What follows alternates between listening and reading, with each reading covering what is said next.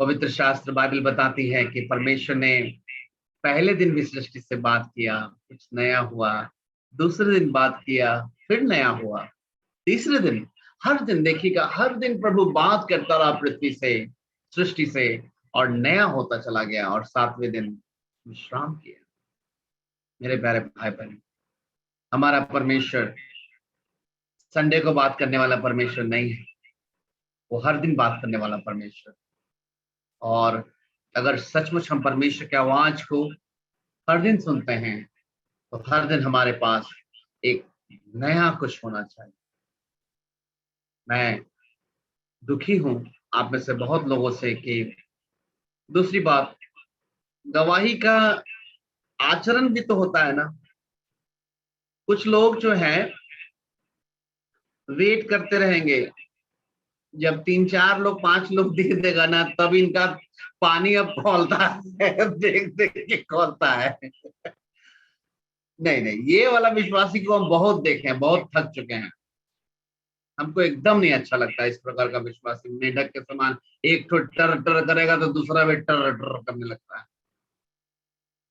समझ में नहीं आता है। शादी विवाह में जाते हैं आप लोग, किसी के माँ बाप ने नहीं सिखाया कि जब खाना शुरू हो ना, फट से जल्दी से चले जाना, नहीं तो लास्ट में मिलेगा नहीं। सिखाता नहीं है, अपने से प्लेट लेके सबसे पहले पहुंच जाते हैं किसी भी रेस में। लेकिन जब प्रभु की महिमा के लिए बारे में गवाह बनने का मौका मिलता है, तो वेट करते हैं, पहले देखते हैं किसका हाथ रेज हो रहा है। अच्छा ये बोल दिया, अच्छा ये भी बोल दिया, अच्छा अल्लाह आज हम भी एहसान कर ही देते हैं प्रभु पे। हम भी बोल ही देते हैं, बहुत एहसान है आपका। जांचिए। मेरी बेटी ने आज एक प्रश्न उठा दिया था, मैं सोचा उसको भी क्लियर कर देता हूँ आप लोगों के लिए। जो कील वाली जो बात बोली, पता नहीं कांटी वाली बात, पता नहीं सब लोग आप लोग जानते हैं कि नहीं जानते हैं। कांटी वाली घटना सब लोग जानते हैं आप लोग। हम बता देते हैं, वैसे थोड़ा सा फिर भी बता देते हैं, ठीक है ना। ये घटना क्यों मैंने बताया है कलीसिया के लोगों को, क्योंकि देखिए होता क्या है, कई बार हम लोगों के मन में शैतान बोलता है आके, थोड़ा सा है कर लो, इतना समय कुछ नहीं होता, बाकी धीरे धीरे सब सुधर जाएगा। थोड़ा सा इसमें इतना सा पाप में कोई दिक्कत नहीं है, बड़ा वाला पाप थोड़े कर रहे हैं, ये छोटा सा है, इससे कोई दिक्कत नहीं। मेरे प्यारे भाई बहन, इसी पे मैं समझाना चाहता हूँ। इस पे मैंने गवाही बताया कि बहुत पहले की बात है कि एक न्यूज़पेपर में निकला था, एक प्रचार निकला था, एक बहुत खूबसूरत घर का प्रचार निकला था, और बहुत बड़े एरिया में महल जैसा खूबसूरत घर, और बहुत सस्ते में बिक रहा था, बहुत सस्ते में। अरे बाप रे, जिसने एक इंसान दिखा हो तो सुबह में सबसे पहले अपना बाइक उठाया, भागा, बोला बाप रे अरबों का मकान है, और ये कुछ लाख में मिल रहा है। सबसे पहले पहुंच गया कैश लेके, हमारे नाम से दे दीजिए, दे दीजिए, सच है तो हमको दे दीजिए। मालिक ने बोला ठीक है। आप लोग सुन रहे हैं ना मेरी आवाज को, गौर से सुनिएगा, बहुत महत्वपूर्ण है ये। करोड़ों का मकान महज कुछ लाख में बिकने के लिए जो है इश्तेहार जो है पेपर में निकला, और लाइन लग गई, और सबसे पहले जो इंसान पहुंचा उसके लिए डील फाइनल हो गया। अब एग्रीमेंट तैयार हो रहा है। जब एग्रीमेंट तैयार हो रहा है, तो जो मालिक था करोड़ों का बिल्डिंग का, उसने बोला कि देखो भाई, हम तुमको ये करोड़ों का बिल्डिंग दे रहे हैं, बस सिर्फ एक छोटा सा शर्त है। तो शर्त, आप पेपर में दिए पैसा दे रहे हो और मकान लो, अच्छा बताइए जो शर्त क्या है। मतलब शर्त ये है कि ये जो दरवाजा खोलते, जो तुम्हारा जो ड्राइंग रूम पड़ता है मेरे घर का, वहां पर एक तो कांटी लगा हुआ है, बस वो कांटी को मत तुम छेड़ना, बस ये कांटी मेरा रहेगा, बाकी पूरा घर तुम्हारा। हंसी नहीं आएगा आपको? हमको भी ऐसा ऑफर मिलेगा, नहीं लीजिएगा घर, पूरा करोड़ों का मकान मिल रहा है, खाली बोल रहा है खाली कांटी छोड़ दीजिएगा, कांटी मेरा रहेगा। वो बोला हाँ हाँ लाई लाई साइन कर दे, कांटी से कहा, बस बस ये कांटी आपका रहेगा। ठीक है ठीक है ठीक है, साइन साइन साइन। अब घर शिफ्ट हो गए, ये लोग रहने लगे उस घर में, बहुत खुश। क्या लॉटरी लग गया, बाप रे, अरबों का घर महज लाखों में मिल गया। मजा आ गया। लोग, गेस्ट लोग आ रहे हैं, सब लोग देखने के लिए आ रहे हैं, बाप रे, बधाई देने, वाह कमाल कर दे, क्या किस्मत है आपका। एक महज कुछ लाख में अरबों का घर, आप मालिक हो गए, आगे किंग हैं आप तो। एक दिन ऐसे ही शाम का समय था और घर में वो लोग ड्राइंग रूम में जो है चाय नाश्ता कर रहे थे।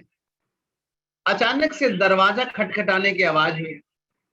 दरवाजा जो खोला तो देख रहा है, अरे ये तो जिसको जो मालिक जिस समय खरीदा था ये खड़ा है। तो वो मालिक भी जो है कुछ इससे कुछ पूछा ना बोला, अपना सीधा अंदर गया और वो कांटी जो उसका था उसमें अपना कपड़ा उतार के टांगा, घर से चला गया निकल के बाहर। ये लोग एकदम चौंके, अरे आया कांटी टांगे, गुस्सा आया लोग आया। फिर याद है, अरे हाँ लेकिन बोला था उसमें कि कांटी तो इसी का है, इसमें हम लोग नहीं बोल सकते कुछ। अच्छा जाने दो, कपड़ा तो टांगा है। कुछ दिन के बाद जो है ऐसे ही लोग बैठे हैं। अब फिर दरवाजा खटखटाने की आवाज आई। खोला तो देख रहे हैं कि अरे अभी ये तो झोला लेके फिर ये आया हुआ है। अब काहे के लिए आया? वो ना तो पूछा ना कुछ, सीधा अंदर गया, अपना सब्जी वाला झोला जो है वो कांटी पे टांग दिया, अब फिर निकल गया। ये लोग बड़ा गुस्सा रहे, इतना मेरा इतना खूबसूरत ड्राइंग रूम है, अब सारे घर के बच्चे जो सब लोग, पापा क्या तरीका है, बहुत गलत बात है, हम लोग इतना सुंदर रूम को सजाए हैं, ये आके अपना झोला टांग के चला गया, बताए अच्छा लग रहा रूम को, कितना खराब लग रहा है देखने में। पापा बोला कि बेटा लेकिन देखो, कांटी कांटी उसका है इसमें, इसलिए देखो बाकी सब तो है ना, कांटी है, चलो अब क्या करोगे, अब इतना महंगा मिला, इतना सहना ही पड़ेगा। ऐसे ही करते करते कभी कुछ कभी कुछ उस कांटी पे टांग देता था। अब धीरे धीरे ये लोग जो हैं बड़ा डिस्टर्ब होने लगे। एक दिन की बात है, उसने क्या किया कि बहुत ही गंदा महकने वाला कोई पदार्थ रहा होगा उसके झोले में, उसको लेकर आया, दरवाजा खटखटाया, दरवाजा खोला, वो अंदर आया, झोला से कांटी में टांग दिया। अब वो तो चला गया, मालिक का तो एग्रीमेंट था कांटी मेरा रहेगा, लेकिन पूरा घर महक रहा है। अब लोग बोल रहे हैं ड्राइंग रूम में नहीं जाते हैं, बेडरूम में बैठे, बड़ी महक रहा है, अब कांटी उसी का था तो क्या करे। अब जिस जगह पे जा रहा है पूरा घर महक रहा है, अब जाए तो जाए कहाँ। उसने अपना वही मालिक जिसको घर बेचा था कॉल किया, बोला माफ कीजिएगा, हमको तो वही मेरा 2-4 लाख वाला जो था ना वो वापस कर दीजिए, अपना महल ले लीजिए, हमको नहीं चाहिए ये घर। आप लोग समझ रहे हैं? ऐसे ही शैतान हम लोग को बोलता, बाकी तुम लोग करो ना, आराधना प्रार्थना स्तुति हालेलुया करो ना, खाली ये वाला एक पे करो ना, खाली ये वाला करो। किसी को बोलता अरे खाली गुटखा ही ना है, बाकी सब तो तुम ठीक है, गुटखा खाओ कोई दिक्कत है। किसी को बोलता है थोड़ा सा गलत नजर से देख ही ना रहे हो, तुम कुछ कर थोड़े रहे हो, इतना करो ना, तुम कर थोड़े रहो, करो करो, बाकी तो सब तुम्हारा है। मेरे प्यारे भाई बहन, धीरे धीरे करके शैतान जो उस कांटी का मालिक है, लिखा ना जो पाप करता है वो शैतान का दास है, जिसके कहने पे आपने वो कांटी को रखा, जांचिएगा, आपके पूरे जीवन को धीरे धीरे महकाना शुरू कर दिया। और किसी किसी के तो ये हालात हो गए हैं, बस लगता है कि अब हम सब छोड़िए तबाह हो गए। मेरे प्यारो, यही बात मैंने सिखाया था। वो एक कांटी कई बार हमारे जीवन में पूरी जिंदगी को महकाने के लिए, बदबूदार बनाने के लिए काफी है। हालांकि संसार की नजरों से और शैतान के इशारों में कहें तो एक ही तो काटी, इतना से क्या होगा। लेकिन इस घटना से मैं ये बताना चाहता हूं, तो एक कांटी काफी था उस पूरे बिल्डिंग को खाली कराने के लिए। मेरे प्यारे भाई बहन, हम में से कई लोग उस एक कांटी के कारण अपनी प्रार्थना को खो चुके हैं। हम में से कई लोग बाइबल स्टडी करते हैं, खोपड़ी में घुसता नहीं कि घुसेगा कैसे, अंदर तो महक रहा है। कुछ लोग बाइबल पढ़ने की कोशिश करते हैं लेकिन पवित्र आत्मा से बैर हो चुका है, क्योंकि वो गलत कर रहे हैं। वो कोशिश कर रहे, मेहनत कर रहे, लेकिन हो नहीं रहा, होगा भी नहीं। एक काटे मेरे प्यारे भाई बहन, सिर्फ एक ध्यान रखिएगा, एक कांटी काफी है पूरे घर को गंदा करने। इसलिए मैं आप सबों से कहूंगा, क्योंकि मेरी बेटी ने टेस्टमनी को बताया तो वो छोटे में बताई, तो मैं चाहता था कि इसका मीनिंग को, इसका अर्थ को आप लोग जानिए। और आज से जरूर जांचिएगा कि क्या आप अपने आप को क्षमा करना तो नहीं सीख गए हैं, है ना। प्रभु से क्षमा नहीं मांगते, कुछ चीजों में हम ही लोग अपने आप को क्षमा कर देते हैं, पता कैसे। हाँ नहीं, इतना से थोड़े कुछ होता है, ये कोई बहुत बड़ा बात थोड़े, इतना चलेगा, इतना प्रभु भी समझते हैं, इतना बड़ा थोड़े अपने से क्षमा कर दे रहे हैं। एक कांटे पूरे घर को नाश कर दिया, ऐसा नहीं होने पाता। आज हम लोग एक वचन देखेंगे, क्योंकि जो बातें हो रही हैं और जिन बातों से मुझे दुख है, तो मैं चाहता हूं उन बातों को आपके बीच में रखूं। अगर आप मेरे साथ निकाले नीति वचन, उसका 29 अध्याय, उसका 18 वचन, नीति वचन 29, 29 वर्स 18। नीति वचन निकाले, पुराना नियम में होगा।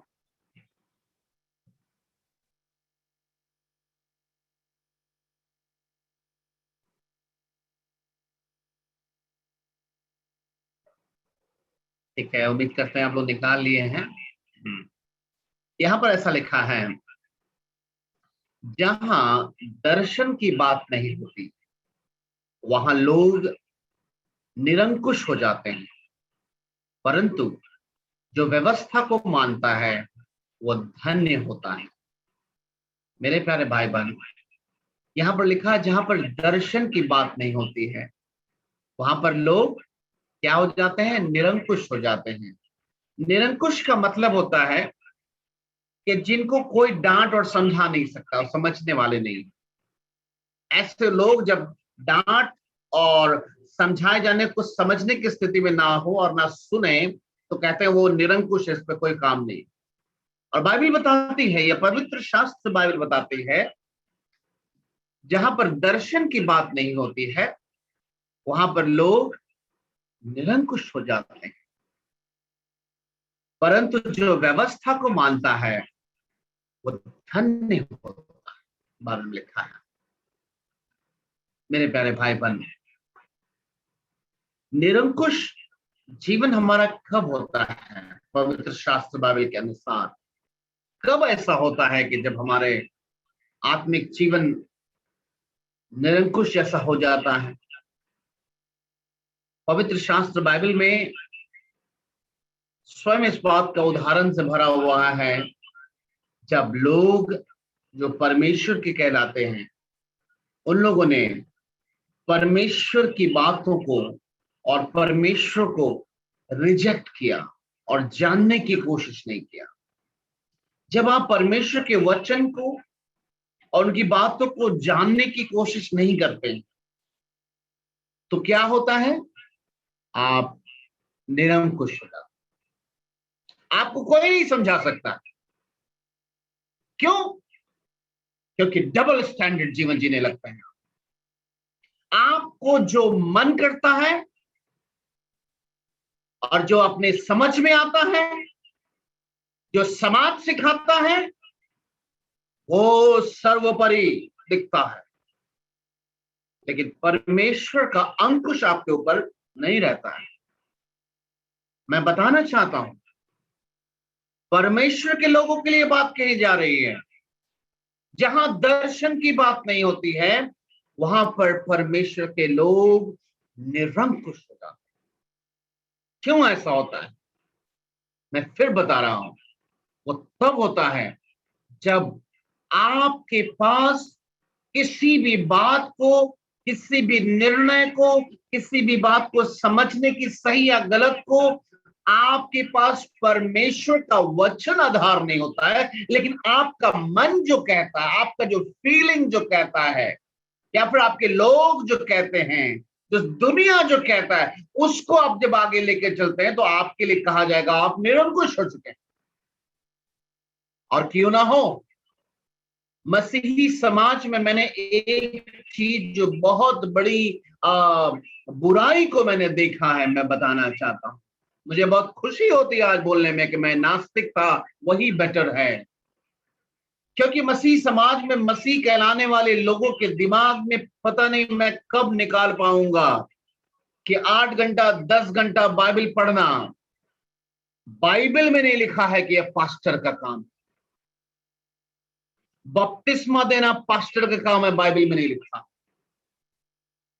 पवित्र आत्मा से भरना पास्टर की जो जरूरी है, नहीं लिखा है। परमेश्वर की सेवा करना सिर्फ पास्टर का काम, ऐसा बाइबल में नहीं लिखा।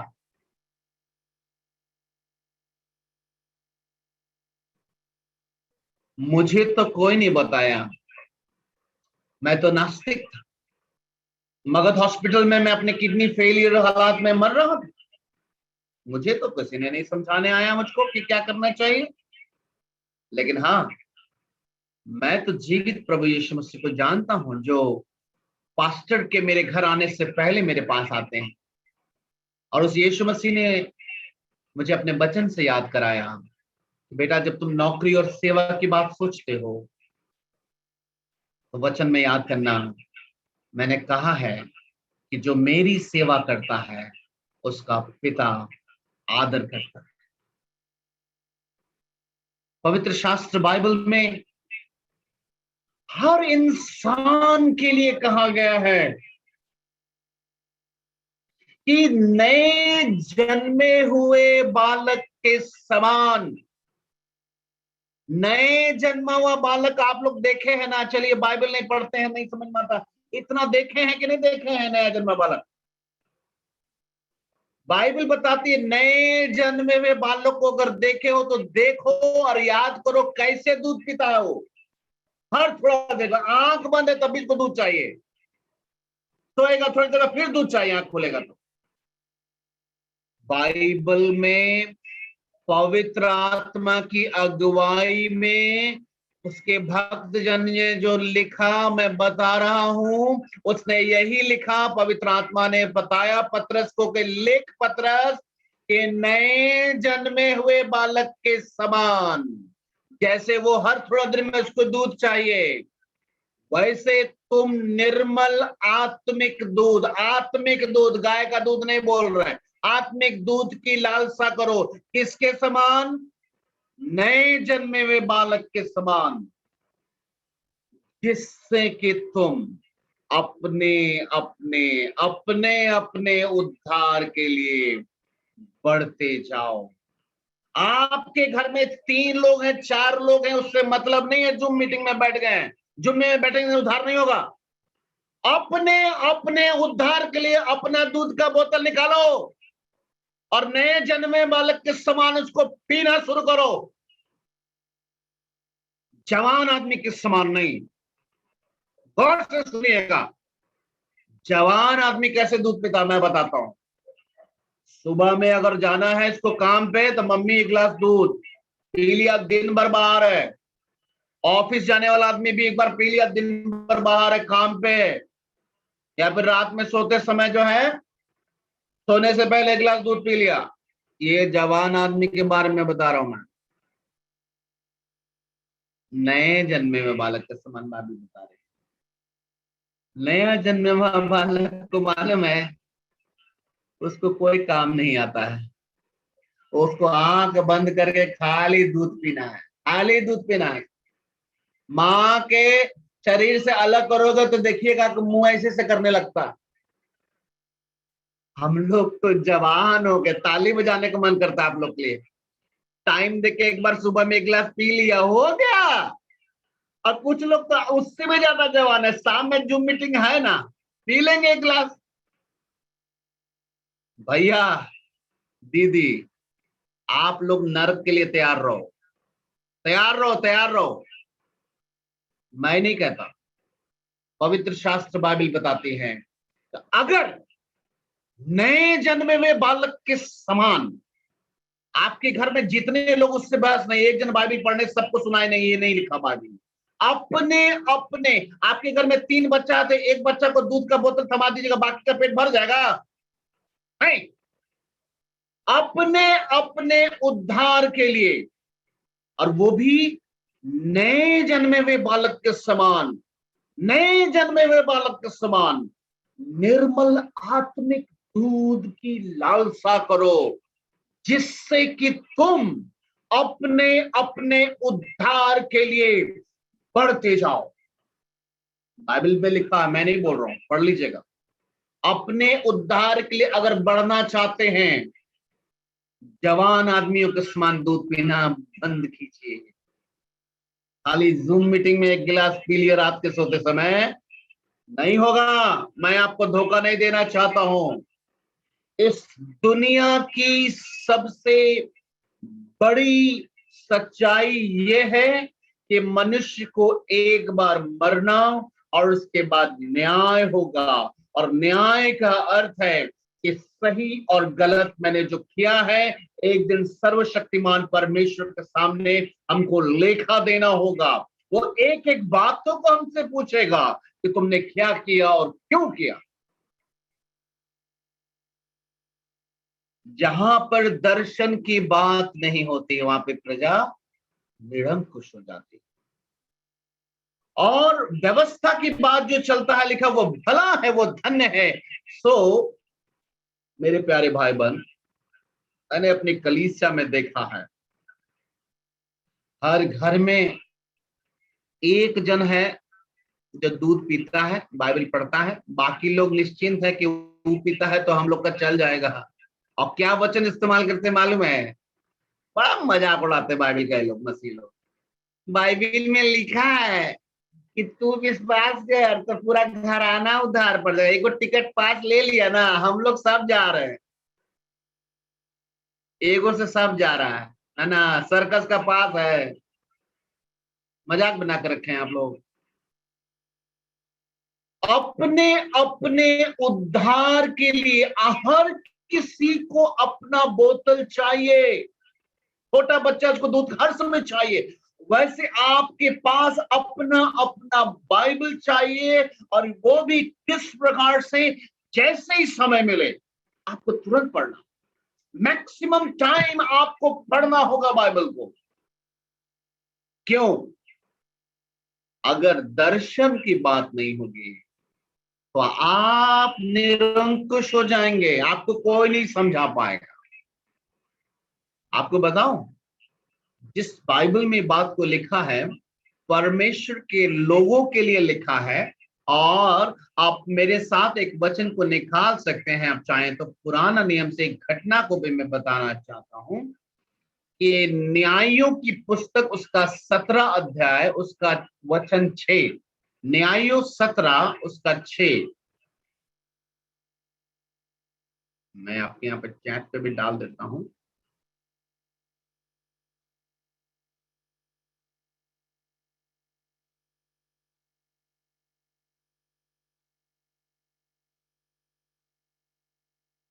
यहां पर देखिए क्या लिखा है।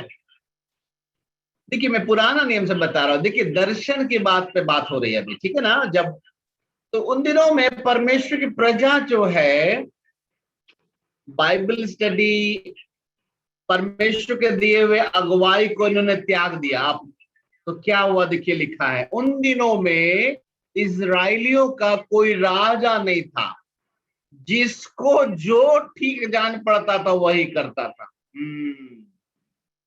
जिसको जो ठीक जान पड़ता था वही करता था। ये कौन लोग के बारे में बता रहे हैं? परमेश्वर की प्रजा के बारे में, जिसको जो ठीक जान पड़ता था वो करता था। मेरे प्यारे भाई बहन, आपको पता है ये चीजें, दर्शन की जब बात नहीं होती है ना, तो यही बात होती है।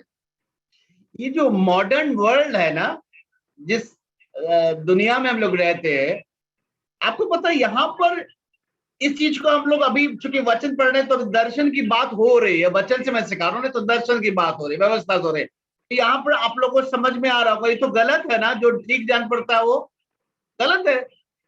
लेकिन मॉडर्न वर्ल्ड में आइएगा तो इजरायली लोगों ने जो ठीक जाना वो किया। मॉडर्न वर्ल्ड में तो यही कहा जाता है भाई, आपको ना जिसमें संतुष्टि लगे वही करो ना। ये बहुत ही आइडियल स्टेटमेंट है। चाहे मैं बिजनेस में देखा हूं, नेटवर्क में देखो देखो कहते हैं भाई देखो जिसमें तुमको संतुष्टि हो ना वही करो। अब बताइए ऐसा लोग क्यों बोल रहे हैं? दर्शन नहीं है।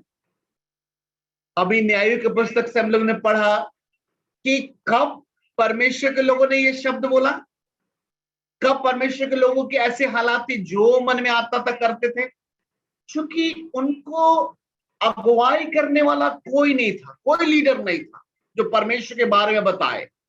और इन्हीं लोगों ने परमेश्वर की अगुवाई को त्याग दिया था। अब परमेश्वर का वचन तक था नहीं, तो जो मन में आता था, जो अंदर से एहसास होता था वही सही लगता। कब? जब परमेश्वर के दास लोग, उन दिनों में बाइबल पूरा नया नियम नहीं था, तो वो परमेश्वर के वचन तक लाते थे। जब तक आता था तो वो ठीक चल रहे थे। जब वचन आना बंद हो गया, इन लोगों ने दरवाजा बंद कर दिया, तो बाइबल बताती है जब दर्शन की बात नहीं हुई तो कैसे हो गया? आप निरंकुश हो गए। निरंकुश होने का पहचान क्या हुआ? जिसको जो ठीक लगता था वही करने लगा। मेरे प्यारे, अब हम लोगों के जीवन में अभी अनगिनत अनगिनत ऐसी चीजें हैं, मैं सच बता रहा हूं मेरे जीवन में भी, जिसमें जो मुझको ठीक लगता है जरूरी नहीं है कि प्रभु के नजर में सही हो। मुझको भी प्रतिदिन पवित्र शास्त्र बाइबल से सीखना है, ताकि कहीं मैं अपने उन जगहों में जिसको मैं ठीक से नहीं समझ रहा हूं, कहीं मैं निरंकुश तो नहीं हो रहा हूं। मेरे प्यारो, ये बहुत बड़ी आवश्यकता है हम लोगों के जीवन में। आपको याद है जब आदम और हवा ने जब फल खाने का निर्णय लिया था, तो उनको तो ठीक ही लगा था ना। उनको नहीं लगा गलत कर रहा है। देखिए दर्शन की बात जहां पे नहीं होती ना, जिनके पास दर्शन नहीं है तो उनको भी जो लगता है ठीक ही कर रहा है। आदम हवा को भी लगा कि हम लोग ठीक कर रहे हैं। यूसुफ के भाई लोग जब यूसुफ को बेच रहे थे दासत्व में, उनको भी लगा हम ठीक कर रहे हैं। दाऊद जब व्यभिचार कर रहा था बैतशेबा से, उस समय उसको लगा हम ठीक है कर रहे हैं। आप मुझको बताइए इन तीनों जगह में परमेश्वर को ठीक लग रहा था ना? लेकिन उनको ठीक लग रहा। क्यों? क्योंकि दर्शन की बात यानी परमेश्वर की बात मन में नहीं रहेगी ना, तो आपके ऊपर परमेश्वर का जो रस्सी है टूट जाएगा, आप अपने मन से चलने लगेंगे। इसीलिए ये आवश्यकता है कि इससे पहले कि यीशु मसीह आए और हम पवित्र कुंवारी बने रहें और धोखा ना हो जाए, जो पौलुस कहता मैं डरता हूं कि कहीं तुम्हें कोई बहका दे सर्प के समान शैतान आके, मैं डरता हूं कि तुम्हारी पवित्रता को छीन ले। ये आवश्यक है हम लोगों के लिए कि हमारे पास दर्शन रहे। और वो दर्शन का स्वरूप क्या है? हम जितना ज्यादा सच्चाई के साथ जीवित परमेश्वर के वचन को पढ़ते रहें, ताकि उस वचन से हम जान सके कि जिंदगी में सही क्या है और गलत क्या। आप देखिए संसार के हालात में क्या हालात है दुनिया के। आज भले ही टेक्नोलॉजी इतना आगे हो गया है, लेकिन आज परमेश्वर से कितना दूर हो गई है दुनिया। दर्शन की बात जहां नहीं होगी, वहां प्रजा निरंकुश हो जाती है। मेरे प्यारे भाई बहन, आप सब सीरियसली लीजिए इन बातों को जो मैं बता रहा हूं। हर परिवार में जितने लोग हैं, आपको ये समझना है कि परमेश्वर के राज्य की दृष्टि से देखें, वहां के चश्मा को लगाएंगे तो सबको, हम लोगों को बन जाना है दूध पीता बच्चा। एक कमरे में दो बच्चा एक ही उम्र का अगर बिस्तर पे रो रहा है, दोनों को ना दूध का बोतल दीजिएगा, एक तो को दीजिएगा। दोनों को जरूरत है, दोनों को अपना अपना चाहिए। एक को पीने से दूसरा का कोई फायदा नहीं। आप जानते हैं एक से दूसरा फायदा नहीं होता। बहुत सारे लोग मैं अपनी कलीसिया में देख रहा हूं कि पत्नी विश्वास में है ना, वो पी रही ना दूध, हमको मसल निकलेगा। ऐसे होता है क्या? ऐसे होता है क्या? पत्नी दूध पिएगी आपको बॉडी बनेगा? ऐसा नहीं होता। ये तो संसार में नहीं होता है, तो यहाँ आत्मा में कैसे आपको लगता है ऐसा होगा? आप दूध पिएंगे, अब बच्चा मजबूत हो जाएगा विश्वास में? नहीं, बच्चा को भी आपको लगाना है मुंह में, उसको भी उतना ही चाहिए जितना आपको चाहिए, क्योंकि पवित्र शास्त्र बाइबल सबके लिए लिखा गया है। मैंने देखा है, ये बड़ी कुरीति को मैंने देखा है, जो नहीं चाहता हूं कि कम से कम मेरे साथ जुड़ने वाले लोग इस बात को समझिए कि हम सब जितने भी लोग हैं यहाँ पर सीखने के लिए अगर हैं, तो जान लीजिएगा पवित्र शास्त्र बाइबल के अनुसार हम सब एक समान हैं। और हम सबको प्रतिदिन जितना ज्यादा हो सके, जितना ज्यादा, जितना जल्दी जल्दी हो सके, समय निकाल के आप बाइबल पढ़िए।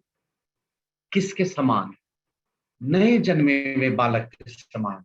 हम में से कई लोग जवान आदमी के समान दूध पीने लगे। सुबह में एक बार एक गिलास पी लिया, अभी दिन भर टेंशन फ्री, आप पी लिया सुबह में। कुछ लोग जो हैं रात में सोते समय एक बार पी लेते हैं। ये नया जन्मा हुआ बालक ऐसा कर सकता है क्या? किसी भी सुबह में पिला दीजिए, उसके बाद दिन भर शांत रहेगा? बोलिए ना, रहेगा? नहीं। हम लोग शांत हो जाते हैं, इसका मतलब है हम लोग बड़े हो गए, जवान हो गए। हाँ, खुशी की बात है ना। अभी तो एक ही टाइम में हो जाता है हम लोग का। रात में अगर जूम मीटिंग में बाइबल स्टडी कर लिए, अगले दिन तक हम लोग ठीक ठाक रह सकते हैं, कोई दिक्कत नहीं। हाँ, हालेलुया ना। बाप रे, बहुत खतरा है, मैं बता रहा हूं, बहुत खतरा है। अगर हम लोग चाहते हैं कि हम लोग सभी लोग अपने अपने अपने अपने उद्धार के लिए आगे बढ़ने के लिए, तो नए जन्मे हुए बालक के समान निर्मल आत्मिक दूध की लालसा करें। मेरे प्यारे भाई बहन, मैं परमेश्वर को सचमुच पूरे दिल से धन्यवाद करता हूँ कि आज तक मैं प्रभु में बना रह पाया हूँ। उसका सिर्फ एक ही वजह है कि परमेश्वर ने पहले दिन से लेकर आज तक मुझे अपने वचन के प्रति भूख और प्यास दिया। हमेशा लगता मुझे और चाहिए, और चाहिए, और चाहिए, और चाहिए। मन नहीं भरता है, लगता जितना सीख लो। मेरे प्यारे भाई बहन, आवश्यक है। आज जितने लोग, आप लोग मेरी बात को सुन रहे हैं, आप लोग चाहे वो बीमारियों में, चाहे निराशाओं में, कंफ्यूजन में जो आप पड़े हुए हैं, उसका वजह आपके जीवन में दर्शन की कमी, और दर्शन की कमी से आप हो गए हैं निरंकुश। आपको किसी की बात नहीं समझ रहा। लेकिन हम लोगों ने वचन में उसके आगे ये जरूर सीखा है, परंतु जो व्यवस्था को मानता है, जो व्यवस्था को लेकिन जो मानता है, he is a blessed person, he is a blessed lady. आशीषित है वो जो व्यवस्था को पढ़ता है और उसको मानता, वो आशीषित है। ये हर किसी के व्यक्तिगत जीवन से जुड़ा हुआ है, याद रखिएगा मैं जो बता रहा हूं। एक वचन और मैं बताकर अंत करूंगा। आपको याद होगा ना कि आदम हवा को भी ठीक लगा, प्रभु का ध्यान नहीं दिया, प्रभु का बात दिमाग से हट गया, अपने से जो फीलिंग जो आया अंदर से, ना ना ना ठीक है बोल रहा है, यही ठीक बोल रहा है, हमको भी ईश्वर बनना है, गलत कर दिया। यूसुफ के भाई लोग यूसुफ को दासत में बेच के सोचा अच्छा काम कर रहा है, गलत कर दिया। दाऊद व्यभिचार करके सोचा बहुत इंजॉय कर रहा है, उसको पता चला बाप रे बहुत गलत हो गया, पाप हो गया। और यहूदा यीशु मसीह को बेचने चला था, उसको तो लग ही रहा होगा ना ठीक कर रहे, बाप रे बेच किसको रहा यीशु मसीह को। लेकिन बाद में देखते हैं उसको भी समझ में आया कि बाप रे बहुत गलत हो गया। लेकिन प्रभु को तो हमेशा मालूम था लोग गलत कर रहे हैं, किसके समान बनना है, जो अपने फीलिंग में मन में जाएगा वही करेंगे क्या हम। इससे बचने का उपाय क्या है? वचन। अगर हमारे पास परमेश्वर का वचन रहेगा हर बातों को समझने के लिए, तो हमारा बुद्धि, हमारा मन क्या कहेगा, दोस्त यार क्या कहते हैं, संसार क्या कहते हैं, उससे मतलब नहीं।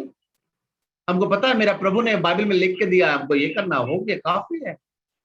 सही मार्ग में चल सकते हैं हम लोग अगर हमारे पास व्यवस्था होगी। और इसीलिए हर घर में, चाहे वो माँ हो, बाप हो, बेटा हो, बच्चा हो, सबके पास बाइबल होना चाहिए।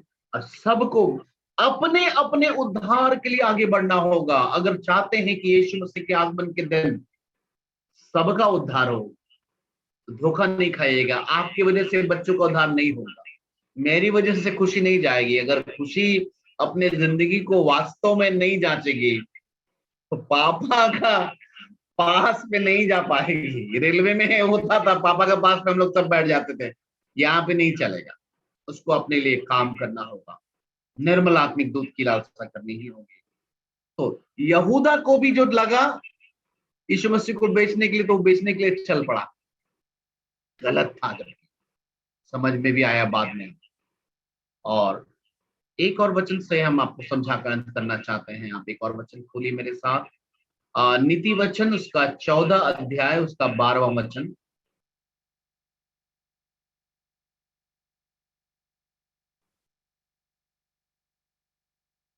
नीति वचन 14 उसका 12।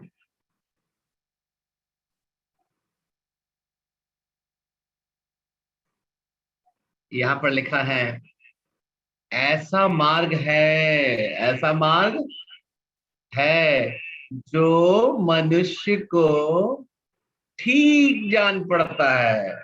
ऐसा मार्ग है जो मनुष्य को ठीक जान पड़ता है, परंतु उसके अंत में मृत्यु ही मिलती है। आदम हवा को रास्ता ठीक मालूम पड़ा, लेकिन अंत में क्या हुआ? आत्मिक रूप से जिंदा रह के मर गए, मर गए। दाऊद अपने तरीके से उसको ठीक मार्ग लग रहा था, लेकिन आत्मिक रूप से फिर वो भी मर गया। यहूदा। हम लोगों के ऊपर भी यही बात है। प्रतिदिन ऐसा मार्ग है जो हम लोगों के जीवन में अंधकार की शक्ति, आपके घर के लोग, आपके दोस्त, यहाँ परिस्थिति के रूप में आपके तक आती है, मार्ग के लिए बेटा तुमको ये करना चाहिए, तुम ये करो, तुम वो करो, लेकिन अंत में कहीं मृत्यु ना मिल जाए। लेकिन हाँ, अगर व्यवस्था की बात पे चलेंगे तो आप आशीषित होंगे, आप धन्य होंगे। तो मेरे प्यारे भाई बहन, मैं आप सबको यही कहना चाहता हूं, पवित्र शास्त्र बाइबल के अनुसार सारी सृष्टि को बनाने वाला परमेश्वर अपने इकलौते पुत्र यीशु मसीह को हमारे, आपके और संसार के लिए भेज दिया। हमने जो गुनाह और पाप और अपराध और गंदे काम किए थे, हमारी जगह पर यीशु मसीह खड़े हुए, हमारे दंडों को, हमारे कुकर्मों की सजा को क्रूस पर सहा, उनका खून बहा, उनके ऊपर थूका गया, उनको मारा गया, उनकी दाढ़ियों को भी नोचा गया। बाइबल में लिखा है कि उनका चेहरा इतना बुरी तरह से मारा था लोगों ने कि एक जगह यशाया में लिखा है कि मनुष्य जैसा चेहरा नहीं दिखता था। सोचिएगा, हमारे और आपको बनाने वाला जीवित परमेश्वर हमारे और आपके लिए इस प्रकार से मार खाया और कुछ नहीं बोला। क्यों? ताकि हम और आप स्वर्ग जा सके। यीशु मसीह ने कहा, स्वर्ग से उतरी हुई रोटी मैं हूं। हम लोग गाना गाते हैं, जीवन की रोटी तो यीशु है, लेकिन उस जीवन को ले लीजिए आज।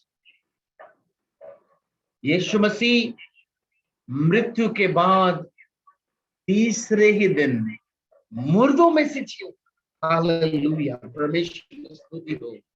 और बाइबल बताती है यीशु मसीह बहुत जल्द अब इस दुनिया में आ रहे हैं। और जितने लोगों ने इस बात को अंगीकार किया, विश्वास किया कि ये सच है कि मैं गुनहगार हूं और यीशु मसीह मेरे भी पापों के लिए आए हैं, क्रूस पर चढ़े हैं, मेरे लिए मृत्यु को सहे हैं ताकि मैं पाप में ना मरूं, और यीशु मसीह मुर्दों में से जी उठे मेरे लिए, वो मेरे लिए दोबारा आ रहे हैं। जो भी विश्वास करेंगे मेरे प्यारे भाई बहन, आपके जीवन से हर एक अपराध, हर एक पाप को यीशु मसीह क्षमा करेंगे और हर एक बीमारियों से आपको आजाद करेंगे।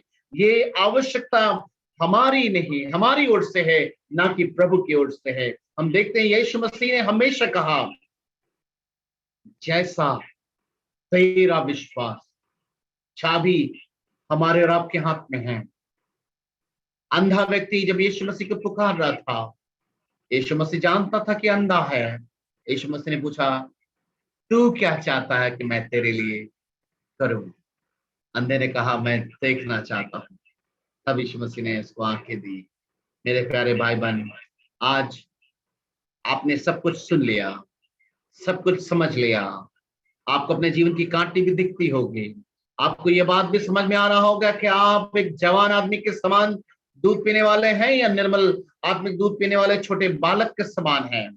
आपको पता है, एक बालक का दूध पीने का समय कोई भी निर्धारित नहीं होता। वो सुबह से शाम अपनी माँ के स्तन से चिपका रहता है, क्योंकि उसको हर थोड़ी देर के बाद दूध चाहिए। और देखते हैं वो दूध पीते पीते बढ़ता है। पतरस कहता है, तुम भी एक छोटे बालक के समान अपने आप को समझो और पवित्र शास्त्र बाइबल से ऐसे चिपक जाओ, ऐसे लिपट जाओ कि तुम हर पल उसको पीते रहो और तुम भी धीरे धीरे जवान हो जाओगे और उसके आगमन के लिए तैयार हो सकोगे। आइए मेरे प्यारे भाई बहन, हम लोग प्रार्थना करें और अपने सच्चे हृदय से इस बात को ग्रहण कीजिए। अगर आप चाहते हैं कि अंतिम दिनों में जबकि प्रभु का आगमन निकट है, आपके ऊपर परमेश्वर का अंकुश बना रहे, उसका आज्ञा बना रहे, निरंकुश मत बन जाए। नहीं तो हमने न्यायों के पुस्तक में पढ़ा है, वो लोग परमेश्वर से ऐसा दूर हो गए, जो जिसको मनाता था वो करना शुरू कर देते। एक समय में हम लोग भी ऐसा किया करते थे जब प्रभु से दूर थे, लेकिन प्रभु को हम धन्यवाद करते हैं कि अपने पुत्र यीशु मसीह में एक बार फिर से मुझे अपने पिता अपने उपस्थिति से मिला दिया प्रभु ने। आइए हम लोग इस बात का ध्यान रखें और आइए हम लोग अपने आंखों को बंद करें, हम लोग अपने सरों को आदर में झुकाकर प्रार्थना में जाएं।